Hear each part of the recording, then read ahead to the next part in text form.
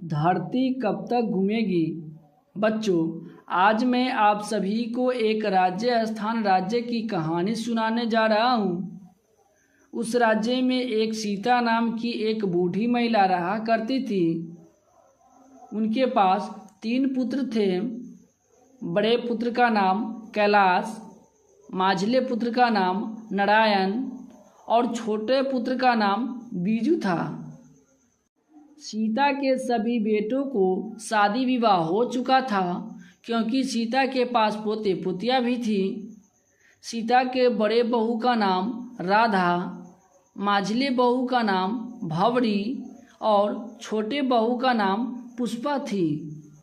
बच्चों, इस कहानी में एक माँ की दुर्दशा का वर्णन है। पति के मरने के बाद माँ घर का बोझ बन जाती है। किसी तरह से दोनों शाम रोटी मिल जाती है।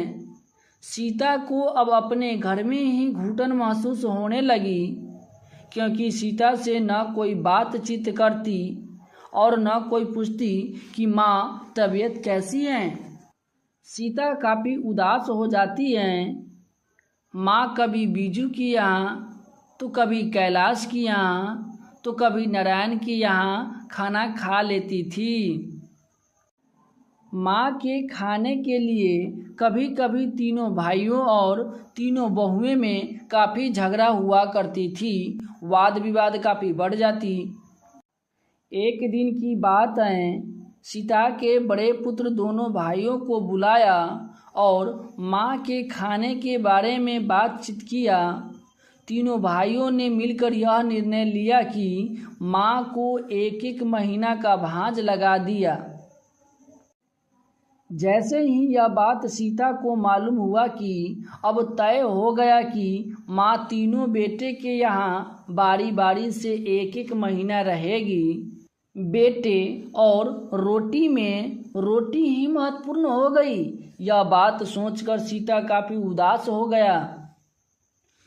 बेटे और रोटी में रोटी ही महत्वपूर्ण हो गई। यह बात सोचकर सीता काफ़ी उदास हो गया।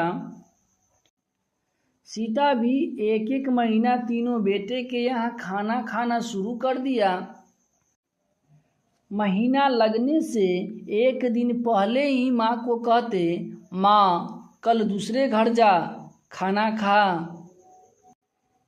लेकिन जैसे ही पोते पोतियों को मालूम होता कि दादी हमारे घर आएगी तो वह काफ़ी खुश हो जाता। उसे क्या मालूम कि दादी के खाने के लिए भी घर में काफ़ी झगड़ा होता। सीता को याद है कि उस दिन की बात, जब कैलाश की पत्नी ने दाल का हलवा बनाया और पेट भर खाने को कहा। कल से नारायण के यहाँ खाना था।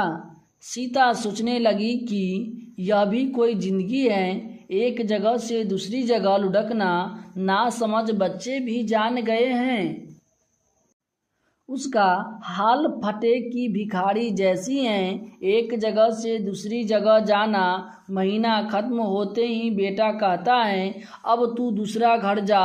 इसी प्रकार से 5 वर्ष बीत गया आवाजाही में। सीता को एक दिन की बात है, उस समय माँ बीजू की भांज में थी तो नारायण की पत्नी भंवरी ने बेटे के जन्मदिन पर रसमलाई भेज दी। सीता ने 1 चम्मच रसमलाई खाई हुई थी। जैसे ही बीजू की पत्नी की मालूम हुआ तो वह भंवरी से काफ़ी झगड़ा करने लगी और कहने लगी कि तू रसमलाई देकर अमीर घर से बनना चाहती हो, अपने भांज में तो सूखी रोटी देती है माँ को। फिर भी झगड़ा होता ही रहता है। तीनों बहुओं में काफ़ी वाद विवाद बढ़ जाता है। इसे छुटकारा पाने के लिए कैलाश ने एक उपाय सोचा। उस दिन हद हो गई।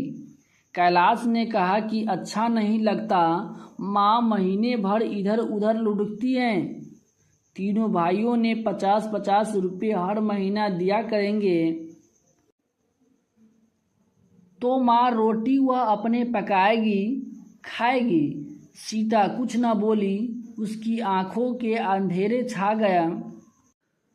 तो माँ रोटी वह अपने पकाएगी, खाएगी।